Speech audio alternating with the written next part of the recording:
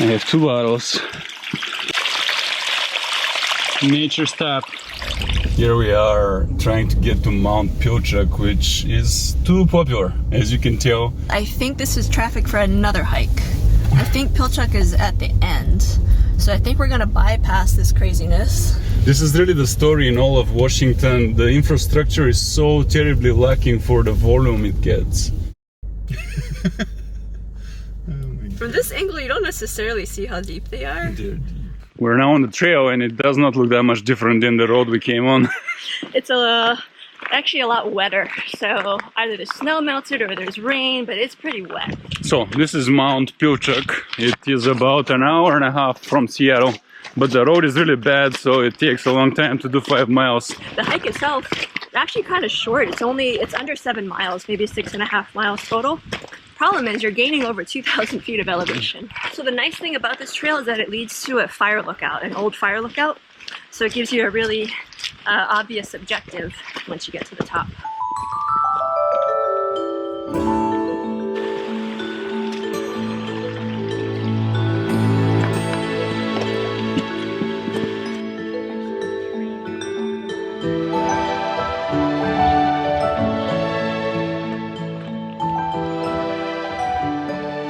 All right, well, we made it up to kind of our first flat part of the trail. We're already getting some nice views. And once again, despite the parking lot being completely full, not that many people here on the trail. A lot of people are actually on the way down. There's a few of us starting our trail now. We started around 2, just after 2. So the regulation or something says that you have to wear masks on trails in case you run into people. Some people do, some don't. Like I have one. If I get into a situation where there's a huge group and you can't quickly go by them, that's when I think it's, you should probably wear one. I put this on, I'm already having a hard time breathing. Exactly. So when you have to put this on too, while you're gaining elevation, it's like, it just doesn't work. That's the thing, you come here to get stronger. You come for the fresh air. Right. You come to take it in. You don't want to muzzle yourself right now. This is how most trails begin, at least in this region, where you're in the wood rainforest at the lower levels in the Cascades. And they transition to first the tree line, and then it becomes alpine, and then you end up at the alpine peaks with great vistas. So far the trail is quite nice. The elevation is not very steep, but it actually is going. The only thing is very rocky and pretty muddy. Looks like we reached our first boulder field already. Looks like an avalanche of rocks just happened here. Here's a little sign for the fire lookout. I don't think you can see it, but down there is the sea. We're actually so close to the sea here that we can still see it from the mountains. This plant here that all the flies are eating, it's actually a really nice one to make juice and tea. It's a little bit dismal when you look at it this way, but the switchbacks help.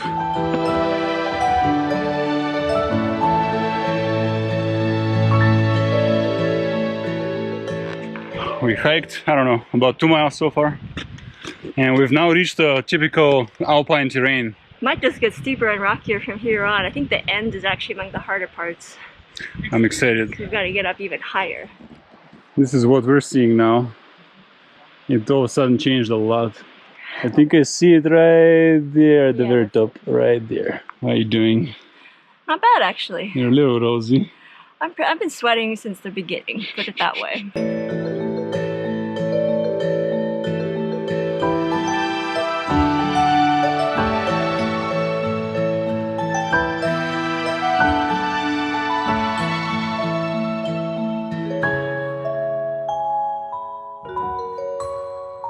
This hike is a bit easy for me, but it gives you a good opportunity for bouldering or scrambling. I think scrambling is the word. If you just get off the trail a bit. So I did. And I'm going along it. It's a bit harder and I avoid all the crowds. At times I do have to use my whole body. But for the most part, just my feet. You can always make a trail harder. Or you can avoid the crowd or anybody by simply getting off the trail if you have what it takes. Here, in fact, goes the trail. I could reach the top this way, but I gotta reconnect here with Susie. Here's how I'm avoiding crowds. One little remnant of the snow cover here. These are the worst holes that you fall through when it's melting. Looks like climbable to me. It's kind of overgrown, but it's easy. And this thing gives you grip. This little bush. I see Susie over there on the actual trail. I think it goes that way though, so I'm just cutting through here. Off trail. Oh, I'm going off trail hard, but I'm getting crazy views. And even a freshly melting pile of snow. This is the terrain I've been going through. I haven't recorded because I don't have a head mount and I need my hands free here. I'm using all 4 limbs. Some of it is doable without it. Probably all of it maybe. But speed is bad if I have the GoPro in my hand. And it's more risky. Ultra Lone Peak is doing great. Very good grip. Very good ankle support. Lightweight. It's perfect. The 0 drop on the heel. Make sure that I have proper form. Everything's good. What's amazing is now I see Mount Rainier there. I turn around, I see lakes.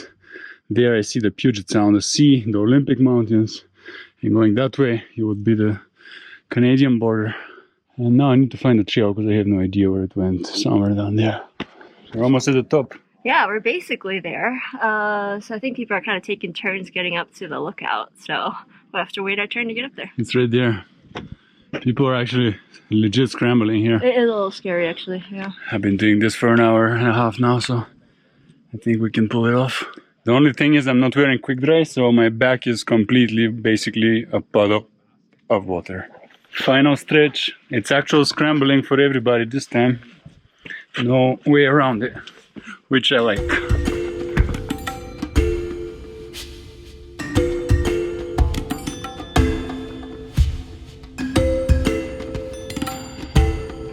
Mount Rainier there.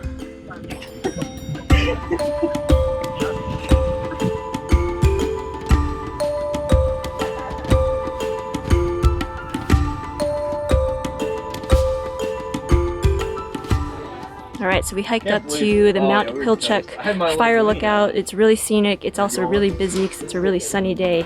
You can get 360 views of the mountains here, including Mount Rainier. Yeah, there's like a village load of people up here, so A village. It definitely was a village.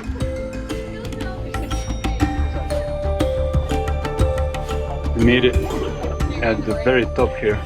It's we're very lucky it's a clear day. A lot of people say they come up here and it's not clear and you can't see anything, which that can be cool for the fog and the mist. It's hazy today, but you still see the sea. I like that we scrambled to get here. Mm-hmm. You like scrambling now? I wouldn't say like, but I'll do it. Looks like the top of the world, even though it's not that high of a summit. This is pretty much what we climbed down this way. There wasn't this much snow, so it's actually, our side is good because, yeah, the snow is mostly melted.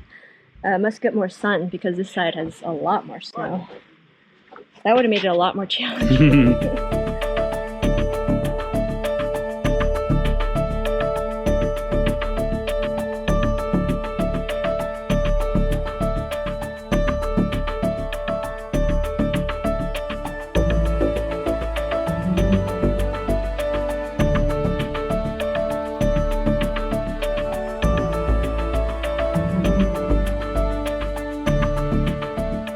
Up is always longer, but down is more tedious. I climb straight up this way. You're the same. Wow, look at those rocks. Yeah, they're nuts. This is the boulder field I climbed. I couldn't film it, I need a head mount really bad. If we had a head mount, I'd show you how I climbed this in like 30 seconds.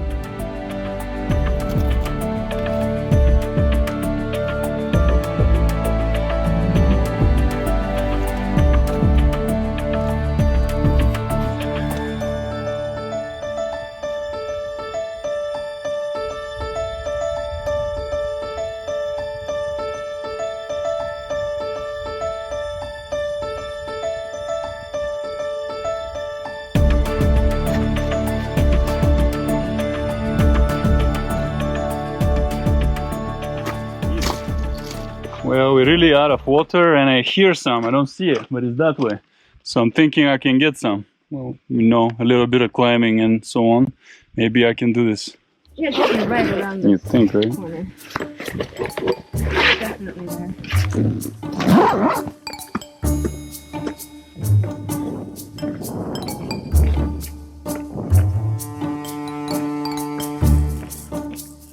I hear some here, but it's a drip, it's not a flow. You want a flow that's fast, so it's not contaminated.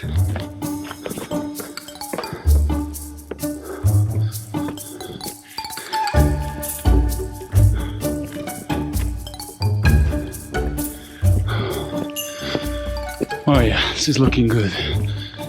It seems to be right there. Tiring, but I'll get to it. Somewhere here, there's pure snowmelt. And I want it, it's delicious. Somewhere here. Huh, someone forgot their water bottle here. Oh yeah, this is it. There's moss, which I normally don't like.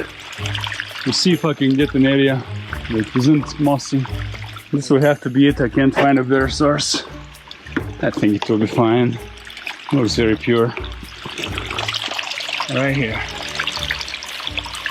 Nature's tap. And snow in the Alpine. Ah, it's more pleasant than ice cold, and yet it's almost there. No more boulder field. Right there it begins, and it stays consistently boulders to the very top, and then some snow and Alpine, and from here on it's all forest. There always comes such a place in the Northwest where it becomes boulders and then Alpine. A lot of boulders and also a lot of flies. Flies and who knows what.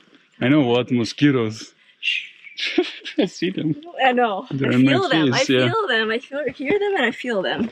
Like how I'm carrying my Joby here. Mm-hmm. Your little Nice. buddy.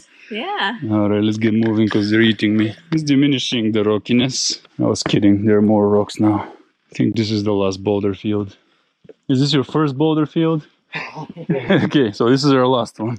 Oh, there's more? It's all boulders till the end. Oh, Alright, it might not look like it, but we are actually on the exact same trail. We're towards the beginning of it, and the terrain, as you can see, is completely different. It's actually very forested, shaded. Now we're finally in the non-rocky part. It actually took a while, but it's actually pretty flat. It is a little muddy, and there are a lot of roots, but the terrain is completely different. So that's kind of the nice thing about this hike, is that you get to get a little bit of forest, and then it opens up, and you get a big boulder field with a really stunning view at the end, if you're lucky with the weather.